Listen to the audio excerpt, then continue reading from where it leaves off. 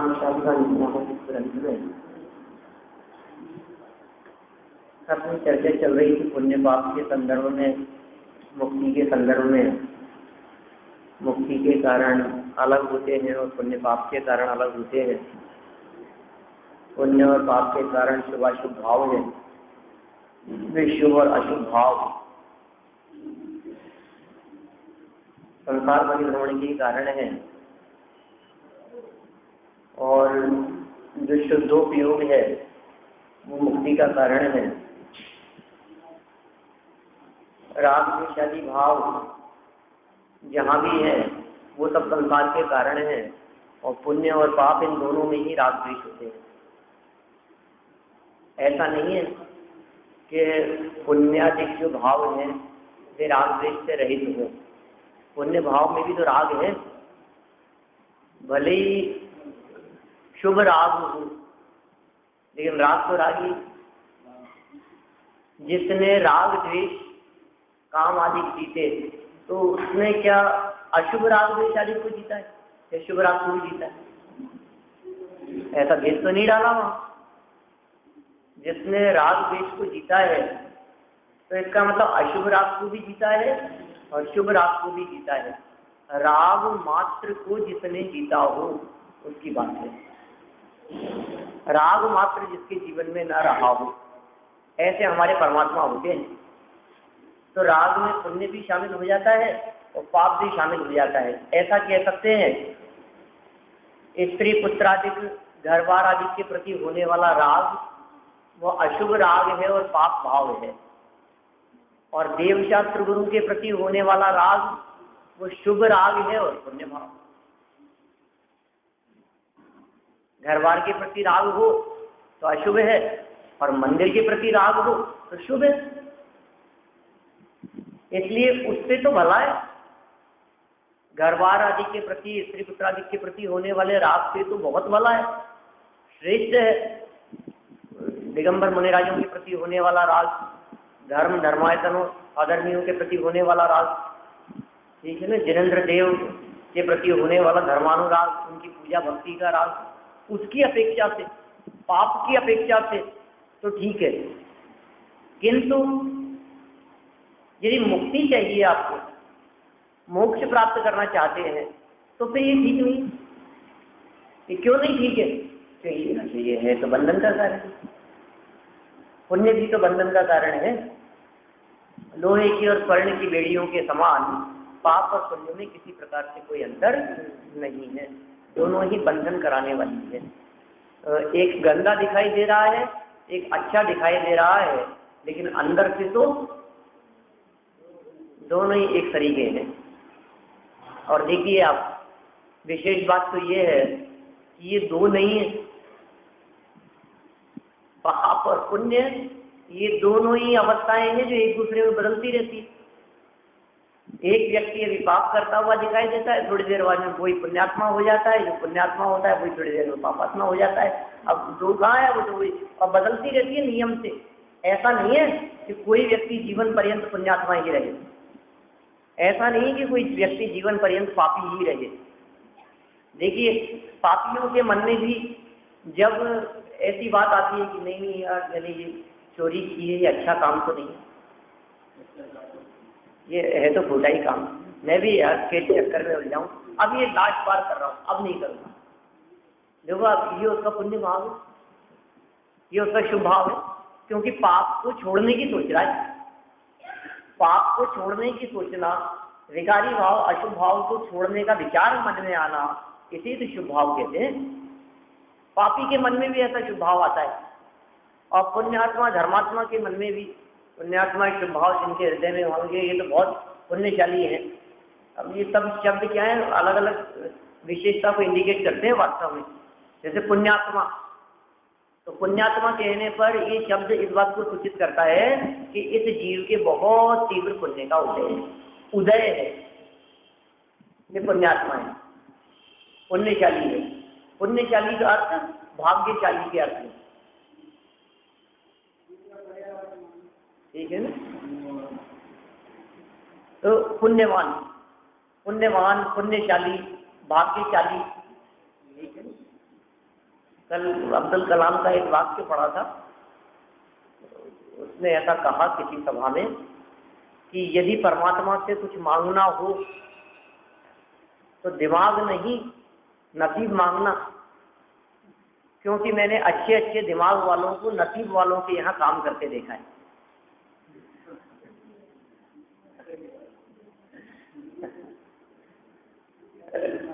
तो अच्छे दिमाग वाले हों लेकिन नसीब वालों के यहाँ काम करके देखा है। तो खैर वाक्य था, नसीब और पुण्य से मेरे को ख्याल में आ गया। तो ये वास्तव में पुण्य के आगे किसी की नहीं चलती। क्या करेगा आपका दिमाग, आपकी बुद्धि क्या करेगी? आपका यदि पुण्य योग्य है तो कुछ नहीं, अंगूठा छाप हो आप, लेकिन अच्छे अच्छे पढ़े लिखे IAS ऑफिसर आपके आगे पीछे घूमते हैं। और होता ही है ना, ये सब जो है मिनिस्टर जो दिखाई देते हैं कितने पढ़े लिखे होंगे और बस, लेकिन ठीक है वोटों की राजनीति है। और देखो आप फिर IAS ऑफिसर आगे पीछे पढ़े लिखे लोग, ये सब पुण्यशालियों का काम है। और पुण्यशाली का अर्थ लोग चाहते हो यश प्रतिष्ठा सम्मान, ये पुण्यशाली। अब ये तो हुई पुण्य के उदय की बात, पुण्य का उदय नहीं। अब पुण्य भाव, पुण्य का उदय का मतलब तो बाहरी सामग्री सुख सुविधाएं हमारे अनुकूल है, ये तो हो गया पुण्य का उदय। पहले हमने बांधा था कभी, पहले कोई अच्छे परिणाम किए थे, पहले कोई पुण्य हमारा बंधा था, उसके फल में वर्तमान में ये सब अच्छी सुख सुविधाएं मिल रही है, ये तो हो गया पुण्य का उदय। ठीक है, अब इस उदय काल में चाहे पुण्य का उदय चल रहा हो या पाप का उदय चल रहा हो, पंच परमेश्वरी देवगुरु धर्मादि के प्रति होने वाला जो हमारा राग है, परिणाम है, ये है पुण्य भाव। वर्तमान के पुण्य भाव उदय कैसा भी चल रहा है। पाप कर्म के उदय से मान लीजिए बिस्तरों में पड़े हो, पाप कर्म के तीव्र उदय से अस्पताल में पड़े हो और एक पैर ऊपर लटका हुआ हो, ये उदय तो पाप का है। लेकिन ऐसे काल में भी यदि वो व्यक्ति विचार करता है कि अरे अरे कैसे पाप कर्म का उदय आया है, अभी यदि ये ठीक होता, प्रवचन सुनने के लिए जाता मैं, स्वाध्याय करता मैं, देखो कैसे पाप कर्म का उदय आया है, भगवान के दर्शन भी नहीं कर पा रहा हूँ, दर्शन ही नहीं हो पा रहे भगवान के। ये उदय पाप का चल रहा है, लेकिन भाव पुण्य हो रहे हैं। पुण्य का हो रहा है, हाँ होती है कई बार, जैसे है ना, तो वो पुण्य पुण्य भाव हो रहे हैं। उदय पाप का चल रहा है और भाव पुण्य भाव हो रहे हैं। और अब ये जो पुण्य भाव हुए, इन पुण्य भावों से होने वाला नवीन बंधन वो पुण्य बंध है। ठीक है, पुण्य भाव को शुभ भाव भी कहते हैं। पुण्य भाव का मतलब शुभ भाव, और शुभ भाव जो है उनसे पुण्य का बंधन, भविष्य के लिए अनुकूलताएं मिलेगी आपको, भविष्य के लिए स्वर्ग मिल जाएगा, सुविधाएं मिल जाएगी, साधन मिल जाएंगे, लोग आपके अनुकूल होंगे, यश प्रतिष्ठा ख्याति होगी, तो पुण्य के उदय से होगा। लेकिन इस पुण्य के उदय पर रीझने वाले मुक्ति की प्राप्ति नहीं करते। पुण्य के उदय से तो अनुकूलताएं यश प्रतिष्ठा मिलती है ना, लेकिन जिनको मुक्ति की प्राप्ति करनी है उनके क्या फर्क पड़ता है पुण्य का उदय चल रहा हो या पाप कर्म का उदय चल रहा हो। हम तो ये कह रहे हैं घोर पाप कर्म के उदय में भी जीव मुक्ति की प्राप्ति कर लेते हैं। हजारों लाखों मुनिराज ऐसे हैं जिन्होंने उत्सर्ग के काल में केवल ज्ञान की प्राप्ति कर ली। बाहरी परिस्थितियां प्रतिकूल है, उदय पाप का है, लेकिन पाप का उदय होते हुए भी अकेले पुण्य भाव तक में अटके नहीं। क्या फर्क पड़ता है? कितने मुनिराजों को जानते हैं आप पिछले 2000 वर्षों में दिगंबर परंपरा में हुए? 2000 वर्षों में हुए 2000 मुनिराजों को भी नहीं जानते। 200 मुनिराजों का नाम भी नहीं बता पिछले 2000 साल में। क्यों? साधक नहीं, आराधक नहीं है। इससे उनकी आराधना में क्या फर्क पड़ गया कि पब्लिक जानती है या नहीं जानती है? क्या फर्क पड़ता है? कोई आओ ये बताओ, कोई कितने लोग हमारे चरणों में झुकते हैं, इससे उनकी आराधना में क्या फर्क पड़ता है? कितने लोग उनको पूजते हैं, उनकी पूजा करते हैं, अर्घ चढ़ाते हैं, उनको आहार कराने के लिए कितने चौके लगते हैं, इससे उनकी योग्यता में क्या फर्क पड़ता है? नहीं हो तो नहीं हो, मिले तो मिले, नहीं मिले तो नहीं मिले। इसका मतलब वो जो योग्यता है, अंतरंग योग्यता, वो जो मुनिराज का वास्तविक स्वरूप है, कि मुक्ति प्राप्त करने के लिए, क्योंकि उन्होंने दीक्षा ली है मुक्ति प्राप्त करने के लिए। उन्होंने दीक्षा पुण्य बांधने के लिए नहीं ली है। पुण्य तो अन्य मतावलंबी भी बांध लेते हैं। देखो वो मांस मदिरा का सेवन करने वाले ये भी पुण्य बांध लेते हैं। मांस खाने से पुण्य बन रहा हूं मैं ये नहीं कह रहा हूँ, मदिरा पीने से पुण्य बन रहा हूं ये नहीं कह रहा हूं मैं, लेकिन वे लोग भी जब कभी उनके मन में कोई अच्छा परिणाम आता है तो पुण्य तो वो भी बांध लेते हैं। पुण्य बांधने में क्या दम है? कोई व्यक्ति मांस मदिरा का सेवन करता हो और उसके सामने कोई किसी का पर्स लेकर के भाग जाए तो उसको भाव आता है ना कि चोर को पकड़ ले, इसको पीटे, सजा मिलनी चाहिए है, ये गलत काम कर रहा है। मैंने उसके हृदय में भी जो एक न्याय नीति ईमानदारी का परिणाम है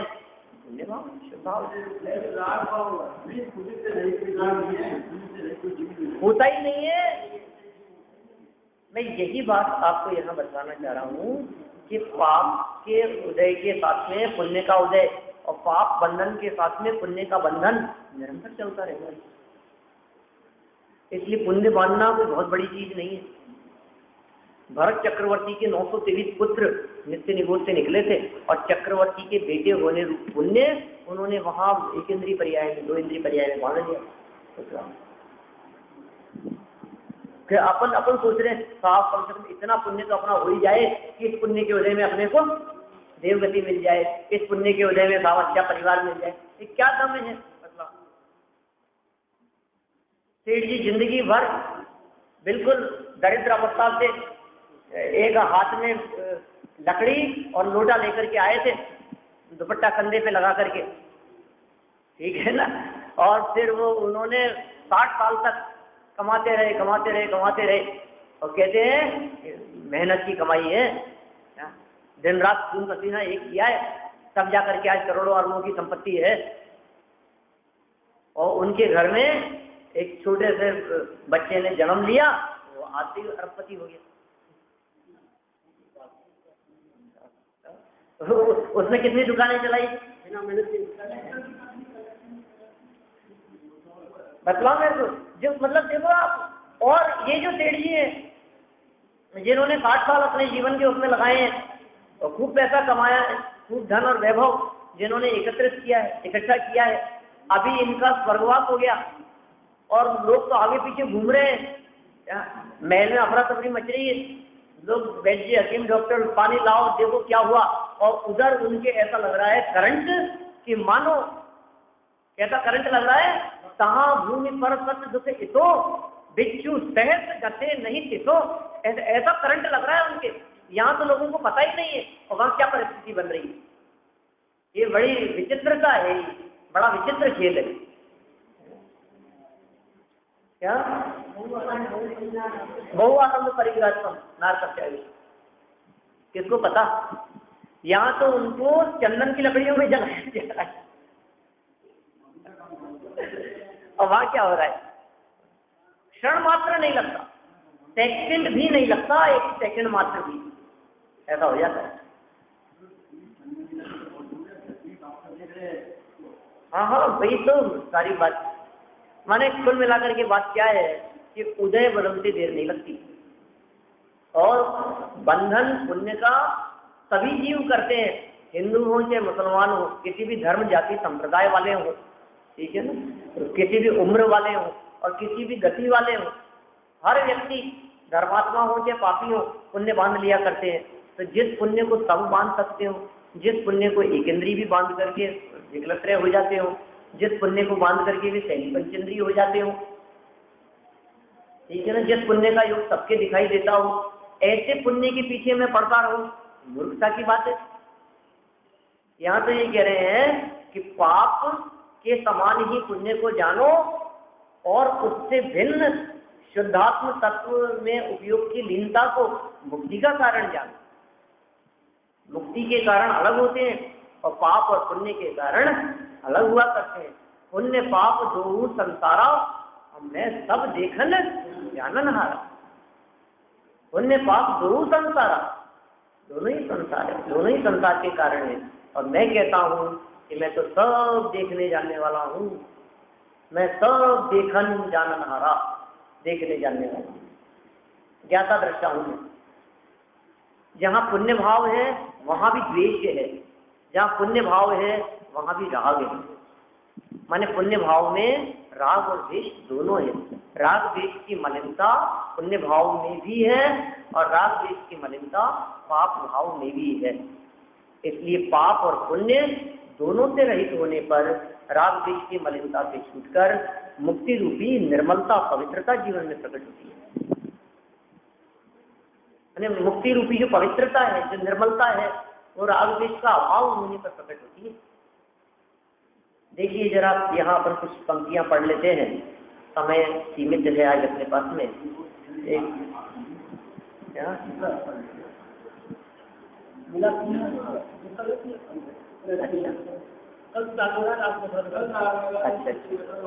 चलिए ठीक है। 174 नंबर के पेज पर देखो ऐसे बदल जाता है, पाप और पाप पुण्य और मुक्ति का कारण क्या क्या है। पाप पुण्य और पाप रूप बंध किससे होता है, पुण्य और पाप रूप बंध किससे होता है, और इन दोनों का अभाव किससे होता है।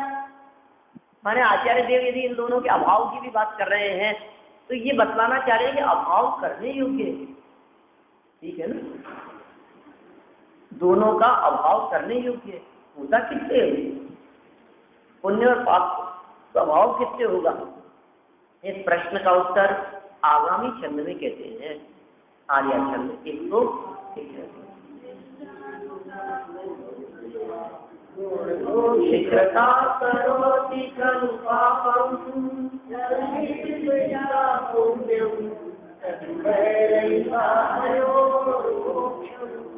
उनसे द्वेष दोष से हो अनुराग बुद्धि तो होता पाप, हो इससे विपरीत भूख्यो मुक्ति है में अपने आप। देखिए गुण से द्वेष, दोष से अनुराग, यदि बुद्धि ऐसी हो तो होता पाप, इसमें पाप होता है। गुणों से यदि द्वेष करे, दोषों से अनुराग करे, ऐसी बुद्धि होती है क्या किसी की, क्यों नहीं होती है। पाप करते समय ऐसा लगता है ठीक है क्या फर्क पड़ गया, अब कौन सा बहुत बड़ा पाप कर दिया, लोग तो न मालूम कितने हत्याएं और कैसे कैसे पाप नहीं कर देते हैं, हमने क्या कर दिया इसमें क्या हो गया। ये क्या कर रहा है, दोष से अनुराग, गुणों से द्वेष। गुणों से द्वेष के अंदर और भी बहुत सारी बातें ली जा सकती है। गुणों से द्वेष का अर्थ मुनिराजों से द्वेष, गुणों से द्वेष का अर्थ मुनि बनने रूप प्रवृत्ति से द्वेष। समझ में आ रही है बात। जब मुनिराजों से द्वेष तो कौन करता है, मुनिराजों से तो नहीं करते, लेकिन आपके मन में यदि ये आता है भाव, मन भी क्या अपन थोड़ी ना, अपन तो अपने से नहीं हो सकता है। जो अच्छी चीज है उसे पालन करने की बात, उसे ग्रहण स्वीकार करने की बात के प्रति होने वाला द्वेष, रात्रि भोजन त्याग के प्रति होने वाला द्वेष, समझ में आ रही है बात। धर्म धर्मायतनों के प्रति होने वाला द्वेष, ये सब इसमें शामिल हो जाएगा। गुण से द्वेष में जिनको जिनवाणी की बात सुहाती नहीं है, रुचती नहीं है, पसंद नहीं आती, जिनको मंदिर नहीं सुहाता, जिन्हें धर्म और धर्मायतन नहीं सुहाते, जिन्हें धार्मिक लोग पसंद नहीं आते, जिन्हें ये तत्व चर्चा करना और सुनना ये निठल्ले लोगों का काम दिखाई देता है, वो सब कैसे लोग हैं, गुण से द्वेष करने वाले। दो बातें करनी है ना अपने को यहाँ, एक तो गुण से द्वेष की बात करनी है और एक दोष से अनुराग की बात करनी है। और ये दोनों ही प्रकार की जिनकी बुद्धि है पापी लोग हैं। तो गुणों से द्वेष करने वाले लोग कौन से हैं, गुणों से द्वेष करने वाले माने जिनको ये सब पसंद नहीं आता, जिनको भक्ति पसंद नहीं आती, जिनको पूजा करना अच्छा नहीं लगता, जिनको मंदिर आना अच्छा नहीं लगता, जिनको अच्छा आचरण, अच्छी प्रवृत्ति, उत्कृष्ट चारित्र, बाह्य व्रतादिक नियमादिक का पालन करना जिनको पसंद नहीं आता, जो ये कहते हैं नहीं अपने से तो खाए बिना नहीं रहा जाता, तो क्या कर रहे हैं आप, खाए बिना नहीं रहा जाता, ये तो दोष से अनुराग हो गया।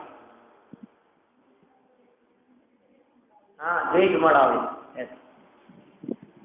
तो ये कह रहे हैं। और द्वेष से अनुराग, द्वेष से अनुराग का मतलब दोष से, दोष से अनुराग, वो क्या कहलाएगा? पाप भाव। दोषों से अनुराग कैसा होगा? कोई भी पाप रूप प्रवृत्ति। अच्छा बतलाओ मेरे को, पंचेंद्रिय विषय भोग ये सब तो दोष रूप ही है ना, और उनके प्रति होने वाला अनुराग का पाप भाव है। तो गुण से द्वेष माने गुण, गुणी, गुणवान, गुण से युक्त व्यक्ति, सज्जन पुरुष, ये सब पसंद न आना, इसका नाम क्या हुआ? गुणों से द्वेष। ठीक है। और दोष से अनुराग, दूसरे के गुणों से द्वेष भी हो सकता है। दूसरे के गुणों से द्वेष, वही तो बात होती है इतनी देर से। और क्या बात चल रही है? गुणी जन अच्छे नहीं लग रहे हमारे को, गुणवान लोग पसंद नहीं आ रहे, गुणी जनों की प्रशंसा हमारे को नहीं अच्छी लग रही, तो ये सब गुण से द्वेष हो गया। और दोषों से अनुराग, दोषों से अनुराग का मतलब अधोगति के लिए। दोषों से अनुराग का मतलब हमें वही लोग पसंद आते हैं जो खाते पीते हो, वही लोग पसंद आते हैं जो पंचेंद्रिय विषयों में फंसे उलझे रहते हो। अरे यार ये इनके साथ तो बिल्कुल नहीं रखता है, इनके साथ तो मजा ही नहीं आता। ये देखो आप कितने सरस मस्त हैं अपने। हमारे जो लोग कहीं भी उठे बैठे, कहीं भी खाए पिए, कब भी कैसे भी, 60 साल की उम्र में भी, तो 22 साल का लड़का भी कहता है कि इनका नेचर बहुत मस्त है। क्यों मस्त है? हमारे सामने साथ में आधी रात को बैठ करके भी नमकीन खाना और खा लेते, मस्त है ये तो खूब। किसकी बात कर रहा है? 70 साल के हो तो भी। अरे ये तो अपने क्या दोष से अनुराग, दोष से अनुराग की बात कर रहा हूँ।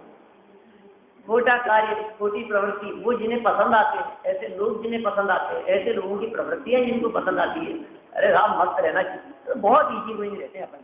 जब जहाँ जैसा देश न, हर आदमी बच्चों के साथ में रहे तो बच्चों जैसे, और बड़ों के साथ में रहे तो उन जैसे। कोई भक्ति पूजन करने वाला हो तो उसके साथ वैसे हो जाते हैं, और कोई खाने पीने वाला हो तो उसके साथ वैसे हो जाते हैं। तो अपनी लाइफ स्टाइल रहती है मिलन सारे। हाँ देखो अब हो इससे विपरीत पुण्य। अब पुण्य किसका नाम है? पुण्य कहेंगे हो इससे विपरीत। इससे विपरीत जो दशा है वो है पुण्य दशा। और मुक्ति उभय भिन्न अपने आप। जब पंक्तियां दी है बोलो, मैंने ऐसी बात नहीं है जो भी दिगंबर संत कथन करेंगे, हर दिगंबर संतों के ग्रंथों के अंदर इसी प्रकार की बातें आएगी। पुण्य से हो स्वर्ग, नरक निवास हुए पाप से, मुक्ति रमणी प्राप्त होती पुण्य पाप के नाश से। आत्मा का ध्यान कहो या पुण्य पाप का नाश कहो, एक ही बात है। यहाँ भी यही कह रहे हैं, मुक्ति उभय भिन्न। मुक्ति उभय के बिना कैसे होगी ये तो बताओ। अरे अपने आप हो जाएगी, तुम चिंता मत कर। मुक्ति प्राप्त करने के लिए कहीं जाने की जरूरत नहीं है। तुम तो बस पुण्य और पाप से पार अपने आत्मा का ध्यान करने का प्रयास करो, तो मुक्ति उभय भिन्न अपने आप ही। पुण्य करता है, पाप करता है, और मुक्ति कैसे प्राप्त होती है? मुक्ति के लिए कुछ करना नहीं पड़ता, स्वाधीनता है, सहजता है। सहजता से मुक्ति की प्राप्ति होती है। देखिए पाप में भी करने धरने का परिणाम है, और पुण्य में भी कुछ न कुछ करना धरना चाहता है, विकल्प है। और जहाँ बिल्कुल निर्विकल्प दशा है, पराधीनता नहीं है, स्वतंत्रता नहीं है, पाप और संयोगों की पराधीनता तो है ही नहीं, जहाँ देव शास्त्र गुरु और पंच परमेश्वरियों की भी अधीनता नहीं है, ऐसी स्वाधीन वृत्ति, उसका नाम मुक्ति। ये किसी के देने से नहीं मिलती है। कोई ईश्वर, कोई परमात्मा, आदिनाथ से लेकर महावीर भगवान तक किसी की कृपा दृष्टि हो जाए अपने ऊपर तो हमें भी मुक्ति मिल जाए। किसी परमात्मा की कोई कृपा से मुक्ति की प्राप्ति नहीं होती। क्यों नहीं होती? क्योंकि उसका नाम मुक्ति है। मुक्ति का मतलब, मुक्त का मतलब है स्वतंत्रता। मुक्त मतलब स्वतंत्रता। और आप ये कहते हैं कि ये जो मुक्त अवस्था है, ये जो मुक्ति है, ये जो स्वतंत्रता है, ये परमात्मा के देने से होगी। तो मुक्ति का अर्थ ही समझते हैं। मुक्त कहाँ हो? परमात्मा के अधीन, देने वाले के अधीन हो गया। स्वतंत्रता कहाँ रही? मुक्ति का अर्थ स्वतंत्रता, मोक्ष। वो परमात्मा के अधीन भी नहीं, वो भगवान के अधीन भी नहीं। हूँ स्वतंत्र, निश्चल, निष्काम, ज्ञाता दृष्टा। वो कौन? आत्म राम। मैं आत्मा राम हूँ। कैसा आत्मा राम हूँ? कि स्वतंत्र हूँ, निश्चल, निश्चल और निश्चल, दोनों बातें कही जा सकती हैं। हूँ स्वतंत्र, निश्चल, निष्काम। निष्काम, निष्काम का अर्थ इच्छाओं रहे। निष्काम का मतलब क्या है? मुझे कुछ नहीं चाहिए। पंडित साहब कहा करते थे, चाह का रोग ही नहीं है, सुख चाहिए। सुख चाहिए, सुख नहीं है। मैं सुख नहीं चाहिए, खत्म हो जाएगा तो कुछ सहज रह जाएगा। चाह माने चाह नहीं है। निष्काम माने इच्छाओं से रहे, कामना से रहे, चाह से रहे। कुछ ना कुछ हमारे कुछ चाहिए, ऐसी भावना इच्छा से जो रहित हो गए हो, ऐसा हूं मैं। कहता हूं कि स्वतंत्र हूं, क्योंकि जहां चाह है इसका मतलब वहां पराधीनता है। चाह शब्द का अर्थ, चाह शब्द का भावार्थ पराधीनता, भावार्थ। चाह शब्द में से क्या निकल रहा है? परतंत्रता, क्योंकि चाह परतंत्रता के बिना नहीं होती। आपको क्या चाहिए? कि लड्डू, तो इसका मतलब आप लड्डू के अधीन हैं, इसलिए आपको लड्डू चाहिए। आपको क्या चाहिए? कि चाय, नहीं मिले तो ये नहीं चाहिए था, सर दर्द, चाय तो चाहिए, चाय के बिना तो, चाय की चाह, जो भी चाह है वो सब क्या है? किसी न किसी पर वस्तु के प्रति हो रही है। जो अप्राप्ति को प्राप्त करने की इच्छा हो रही है, वो उसके अधीन है। माने चाह, इच्छाएं परतंत्रता और पराधीनता की सूचक होती है। और परतंत्रता और पराधीनता में तो स्वप्न में भी सुख नहीं है। स्वप्न में भी सुख नहीं है जहाँ परतंत्रता पराधीनता हो। तो निश्चल हूं मैं, चलायमान हूं। देखो, निश्चल कहकर के एक बात और कहना चाहते हैं वर्णी जी कीर्तन में। निश्चल कहकर के कहना चाहते हैं कि मेरी स्वतंत्रता चलायमान नहीं होती। मेरी स्वतंत्रता को कोई छीन ले दे, ऐसा नहीं हो सकता। इसलिए हूँ स्वतंत्र, निश्चल। निश्चल, इस स्वतंत्रता के साथ में निश्चल कहकर के क्या कहना चाहते हैं? अरे साहब, बड़े स्वतंत्र होकर के घूम रहे हो, कोई बात नहीं, स्वतंत्र हो जाओगे। जब तक अकेले हो तब तक स्वतंत्र हो, और फिर तो बंधन ही बंधन है, फिर हो गए परतंत्र। तो देखो क्या कह रहे हैं? हूँ स्वतंत्र, लेकिन मेरी जो स्वतंत्रता है, ये स्वतंत्रता चलायमान होने वाली स्वतंत्रता नहीं है। इसका मतलब ये है कि मैं अनादि काल से स्वतंत्र हूँ और आगे आने वाले अनंत काल तक भी स्वतंत्र ही रहूंगा।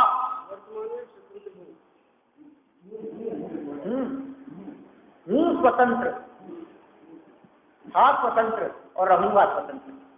ये हूँ शब्द, ये है शब्द त्रिकाल का सूचक है। हूँ स्वतंत्र, निश्चल। साहब, आप ऐसे स्वतंत्र कहते हो और आपकी ये स्वतंत्रता चलायमान क्यों नहीं होगी? इसलिए नहीं होगी क्योंकि मेरे मन में किसी को कुछ इच्छा ही नहीं, इसलिए चलायमान भी नहीं होगी। निश्चल के साथ में जो निष्काम शब्द दे दिया है, ये निष्काम इस बात को बतलाता है कि स्वतंत्रता चलायमान नहीं होगी। किनकी स्वतंत्रता चलायमान होती है? जिसके हृदय में चाह, इच्छाएं उत्पन्न हो जाती है, फिर उनकी स्वतंत्रता परतंत्रता में बदल जाती है। माने उनकी स्वतंत्रता चलायमान हो जाती है। निश्चल, निष्काम, करते क्या हो, कोई काम नहीं है तो ये बात तो बताओ, करूंगे क्या कि ज्ञाता दृष्टा आत्म राम। ऐसा थोड़ी ना निष्काम हूं कह दिया तो इसका कोई ये समझ ले रही कि इनके पास में कोई काम ही नहीं निकल रहे, बहुत काम है। ये बात बिल्कुल ठीक है कि मैं जगत का कोई काम नहीं करता, अंतिम लाइन में कह दिया फिर होता स्वयं जगत परिणाम, मैं जग का करता क्या काम। तो फिर आप जग का काम नहीं करते तो करते क्या काम हो, ज्ञाता दृष्टा आत्म राम।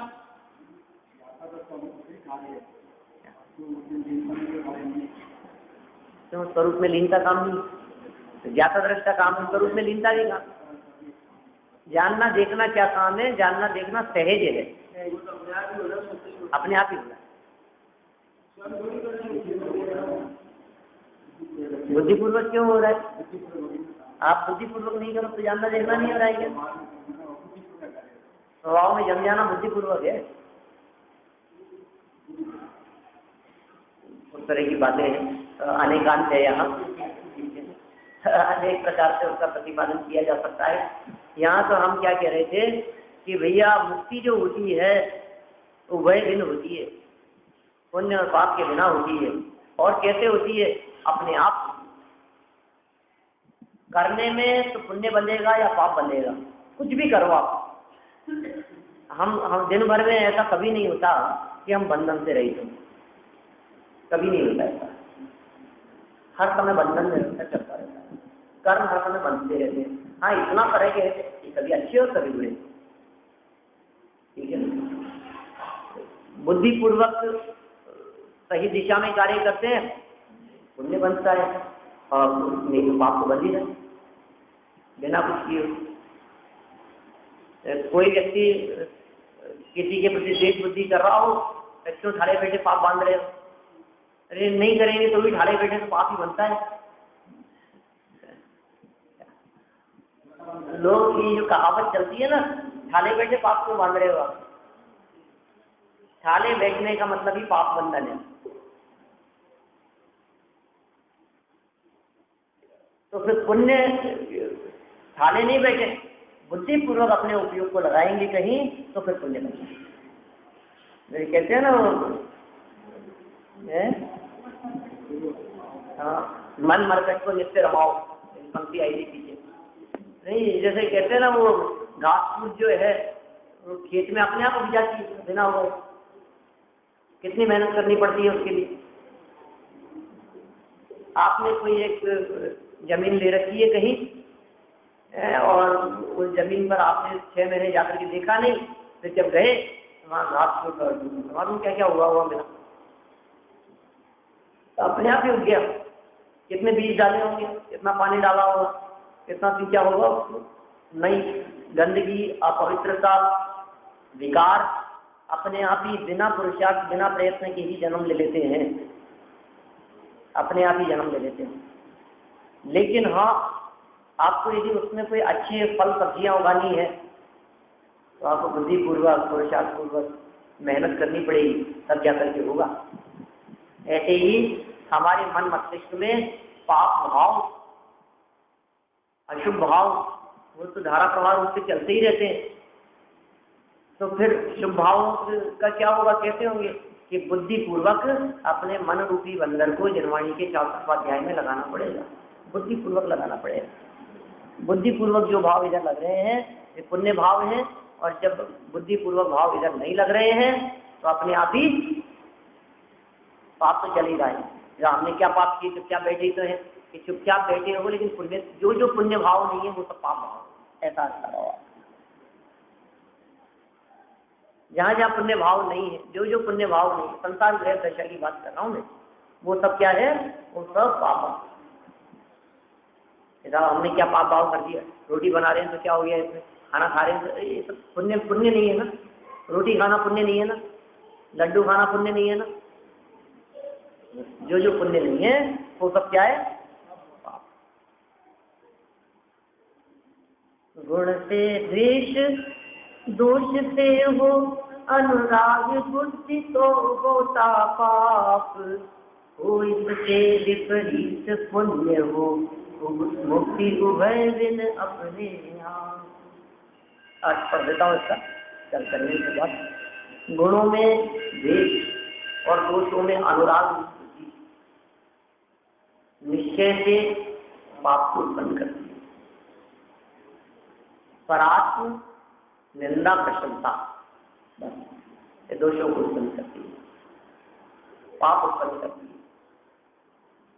और इससे विपरीत अर्थात गुणों में अनुराग और दोषों के द्वेष रूप बुद्धि, दोषों के द्वेष रूप बुद्धि पुण्य को उत्पन्न करती है। इन दोनों से रहित बुद्धि जिसमें दोनों ही न हो, पुण्य और पाप रूप कर्मों से मुक्त करती है। इस तरह से पुण्य और पाप दोनों कर्मों से मुक्त करने वाली जो बुद्धि है वही बुद्धि सर्वश्रेष्ठ है। वही बुद्धि अतीन्द्रिय आनंद का पान कराती है और उस बुद्धि से ही सिद्ध दशा की प्राप्ति अनंत काल के लिए होती है। इसलिए पाप और पुण्य रूप बुद्धि को छोड़कर हमें धर्म में अपनी बुद्धि लगानी चाहिए। इस भावना को स्वतंत्र निश्चल निष्काम ज्ञाता दृष्टा आत्मज्ञान मैं वह जो है भगवान, जो मैं हूँ वह है भगवान। अनुकर रही तेरी जान, तेरी लागिया मम स्वरूप रहती समान, अमित शक्ति सुख ज्ञान विधान। दुआश भक्ति को राजान, अनाधिकारी मर्यादान। सुख दाता कोई नाम, मोह लागे उस सुख की मान। निज को निज पर को परिधान, सुख का जिन शिव ईश्वर ब्रह्माराम, विष्णु के नाम। राग त्याग संतूनि बिना, आकुल दाता दिलाता। ओंकार परम जगत वसिया, वेद शास्त्र दूर रहो पर जति परिणाम। सहजानंद लघु अभिराम, दूर रहो पर जति परिणाम। सहजानंद लघु अभिराम, स्वतंत्र निश्चल निष्काम ज्ञाता दृष्टा। नाश देखो ज्ञान के प्रकाश देखो, आपा परिभाष देखो कानूनी बतानी है। समुद्र में ज्ञान देखो, मंदरी विमान देखो, कपर पिछान देखो परम प्रमाणी है। अनुभव तार देखो, कीर्ति जतार देखो, पावन जतार देखो, भव्य उदरानु है। तार में कुमार के उतार में सुख विस्तार में तू ऐसी जिनवाणी में जीवानी की करे के माता मोया। ये जीवानी भारती कोई चपुट मिले, जो तेरा शरणा गए तो पावे कुछ।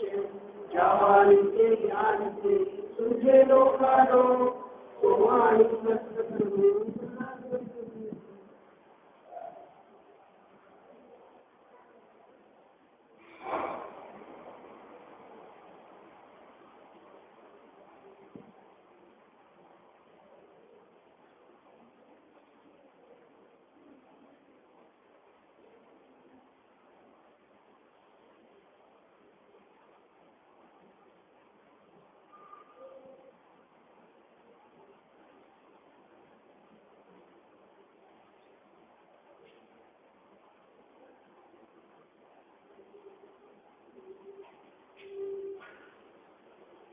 Good lunch,